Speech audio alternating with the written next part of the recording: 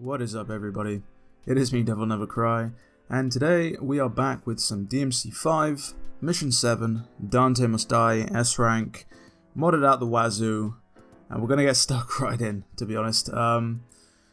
As usual, this is gonna be quite a lengthy video, just because Mission 7 is fairly lengthy if you decide to do all the combat, especially on Dante Must Die. But we got the standard mods. You know, we've got some random costume on.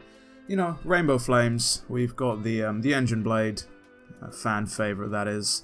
We've got a few gameplay changes. You know, turbo mode, attack latency, things like that. But yeah, this mission is an interesting mission, to be honest. I mean, it's you culminate in a sort of a sub boss.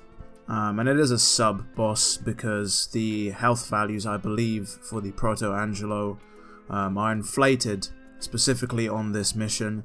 And the Proto you face at the end of this mission basically isn't the same compared to any of the others we face. But yeah, I mean, we're going to be spending most of our time in a goddamn dingy subway, meant to be modded after the London Underground. Looks kind of familiar. I mean, I've never really been on the tracks, so I can't really vouch for that. I've never really snuck into any of the service alleys or cupboards or whatever, but you know, in terms of platforms and, you know, getting to them and stuff, it's fairly accurate, you know. But that's besides the point. I've been playing some good old Death Stranding recently. Yeah, that shit show. That released to, well, little fanfare, basically, because of the very mixed reviews. And you've got plenty of people giving it 9s and 10s. The majority of the reception of that game has been fairly, you know, positive. But there's a few, I guess you could say, publications who've had issues with it, which is understandable. People giving it, you know, 6s and 7s, which I can see why. As I take a drink of water there, I can see why that is, but I think there was one outlet who even gave it a 3, which is absolutely astounding. I think the issue with reviews is, or my issue with reviews, to be honest, and why I don't really put much weight on them, is because reviews aren't really standardized, man. Like, everybody uses their own sort of scale in that. You know, in this day and age, most games that are, you know, below an 8, I guess you could say, are trash. You know, a lot of people tend to go on that, off of that sort of system as well, where, like, you know, I don't know, 10 out of 10 is a game of the year, 9 out of 10 is a must play, 8 is good, anything below that is just average or terrible. And then you've got people who use the full scale. You know, maybe a 5 is genuinely average, and, you know, pushing an 8 and beyond is potentially amazing. It's interesting. It's very interesting. You know, everybody uses their own sort of scale, especially even in obviously certain sites. You know, it's not the same person reviewing the games, so you know, people have differing opinions. At the end of the day, that's what a review is. People, you know, giving their opinion. You know, a lot of people tend to be, or try and be professional and you know, give their own sort of critique on a game. Try and stay, you know, objective in that they try and keep their opinion out of it and just talk about, you know, who might like it, who might not like it, that sort of thing. But you know, after you know, putting a lot of time into it, you know, it's not necessarily one of those games that I've really played. I don't really play many simulation games, which, you know, people have been, you know, giving it the moniker of a delivery simulator, which I'd probably say it's more of a, I don't even know, really, like a hiking simulator at this point, because, you know, I guess the deliveries, calling it a delivery simulator, there's multiple aspects to it. Yeah, it's not just delivering shit, which, you know, fair play, most of the game is taken up by delivering stuff. I want to say at this point I've put probably 18 hours into the game across a couple of days. Obviously I haven't been banging it out constantly because I've had other things to do, you know, like live my life. But yeah, people giving it something like a 3 makes no sense. Just, you know, the merits of the game itself, graphics, you know, absolutely astounding. You know, the mocap, the voice acting, the sound selection, soundtrack even, all of that is absolutely fantastic, which, pushes it already, in my opinion, beyond a 3. But, at the end of the day, gameplay is what, makes up the large majority of a game. You got a lot of people out there who don't focus on gameplay, people who focus on solely the experience. Myself, gameplay plays a big part of a game for me. Obviously I'm a big fan of games like, DevilNeverCry, Bayonetta, games like that, which, are all gameplay. Or, even games like, Resident Evil or Monster Hunter. They're all gameplay first kind of games. So I was a bit wary of hopping in. I've been hyped for the game for quite some time. Big fan of the Metal Gear Solid games. Games which are, well, for the most part, gameplay focused. There's all sorts of sort of sub themes and stuff in the Metal Gear series, which just there's plenty that series had going for it. But I was obviously fairly wary of it. I decided to take the plunge mainly because I was interested in the story. I'm not generally interested in the story of a game. In that, and I don't normally buy games specifically just for their story. I'm the type of guy who, I'll be there on YouTube or watching streams or, pre-release footage of the gameplay because I want to see, what's it about, what are we going to be doing for the majority of the game. And we hadn't really seen all that much in Death Stranding. I almost die here. I believe so far this is the closest I've gotten to death. Yeah, this isn't really a mandatory encounter, by the way. You can skip this, but I wanted to be the hard ass and take him down. But getting back to Death Stranding, the gameplay didn't really show all too much. I'd seen some of it. So, I decided to give it a chance. And, so far, so good in my opinion.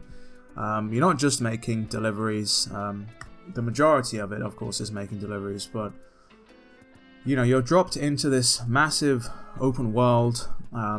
Basically, almost no roads. And it tells you, right, well, you need to get to this location. Good luck, basically. And you're given all sorts of tools and stuff. And it is interesting. It's a challenge. It's a different kind of challenge. In that, you have to... There's a lot of systems to micromanage. You have to think about, what am I going to do? What route am I going to take? What am I going to take with me to go for a route? Maybe there's a long way around, which is tedious, as it would be going the long way around, but it's a lot safer. You don't have to carry as much.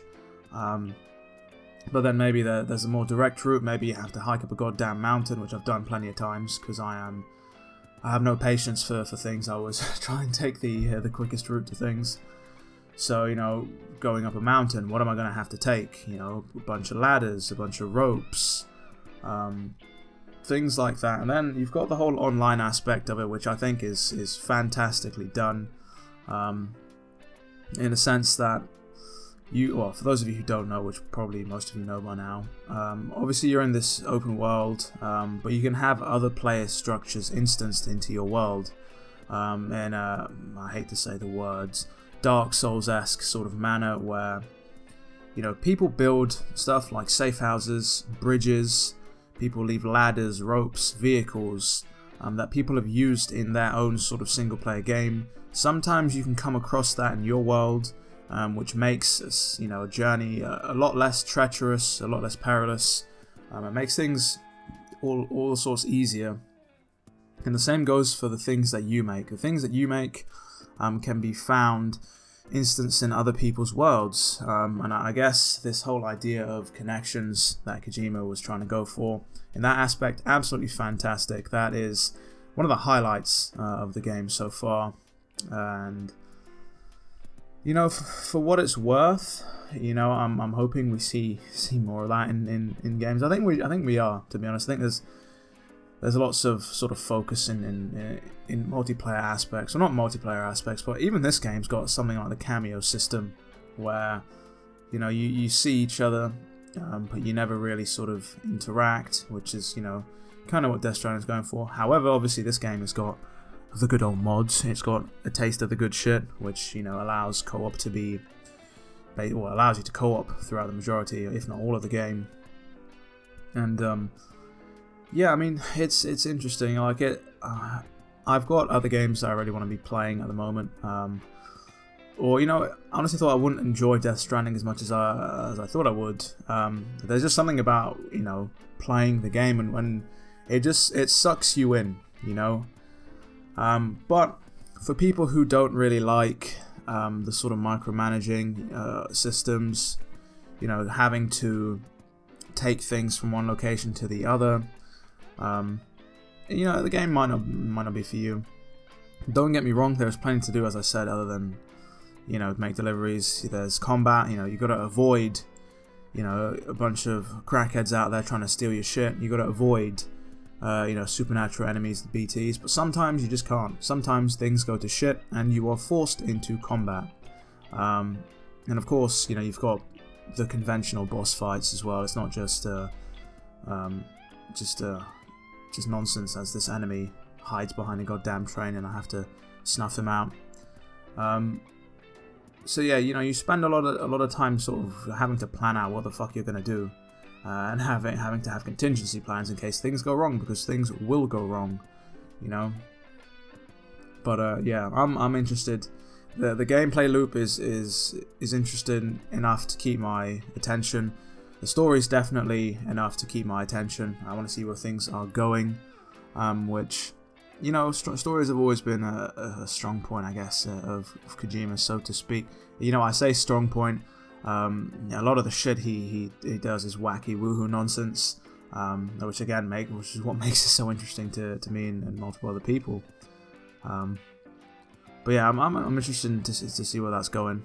And then after Death Stranding, I can get back to playing the other games I was playing prior to it, which Medieval, you know, PlayStation 1 classic.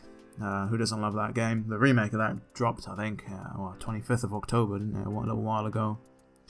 And I've also got Control sitting on my desk. I've talked about this before,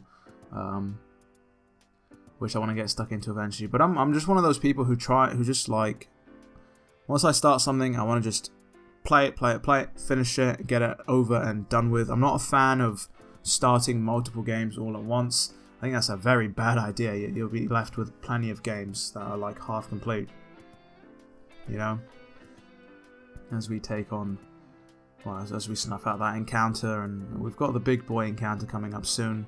We obviously get the S rank, because obviously we have to. Mission 8. Don't know if we get the S rank. But yeah, we'll try our hardest, to be honest. This is more of just me rambling over some DMD gameplay, which people have still been asking for. But yeah, Death Stranding is a very controversial sort of game.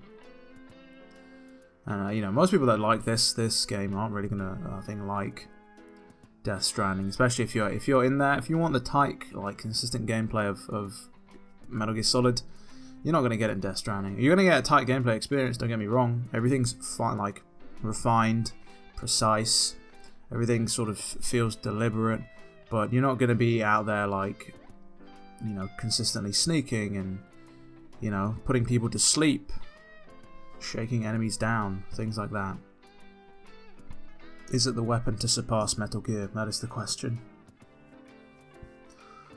But yeah, we are moving on. And it's interesting coming from Metal Gear Solid 5, a game which I've put over 200 hours into on console, mainly because of the FOB system and because of the online aspect, or the multiplayer, sorry. It's very interesting. I mean, I don't know, like we've seen Kojima mention the concept of a social strand system or Death Stranding, whatever. I think way back in 2008, somebody pulled a goddamn interview up where he mentions wanting to make a game like that. So he finally got his wish after probably more than 11 years. But yeah, it's interesting to see a company as well, such as Sony, take such a big risk. You know, they essentially wrote him a blank check, I believe, and told him, hey, go wild. Well, obviously, I'd imagine they probably reined him, well, not reined him in, but made sure he wasn't up to no good spending the blank checks on hookers and blackjack, like good old Bender in Futurama. As we go through this set piece, and all these enemies, bullet sponges, especially on this difficulty. I've mentioned time and time again how I'm not really a big fan of Dante Must Die in this game. I think Devil May Cry 1 handled it the best, to be honest. Enemies hit like a truck, but their health isn't inflated to Dumbo levels, that Disney tier fantasy. In this game, the damage they do is inflated, and their health pool is ridiculous. So yeah, you're going to be sitting here wailing on these enemies for a good amount of time. We've got the Devil Breaker switcher going on, so I'm switching between the Petal Ray, which you've seen me use quite a lot, the breakage move, or the Gerbera, or the Gerbera, as people like to say. And you've seen me use a little bit of the Overture's bomb, and I've kind of whipped out the punchline, but I've gone back to the Gerbera because as I've said again, the aerial maneuverability of this arm is second to none, you know, especially on this difficulty. So I take a disgusting hit right there. I was sort of caught up in the moment there. That was pretty savage. Took off more than half my health, which is why you got to be careful on this difficulty. Got to be careful. But yeah, has anybody watching picked up Death Stranding? Are any of you still playing Devil May Cry 5?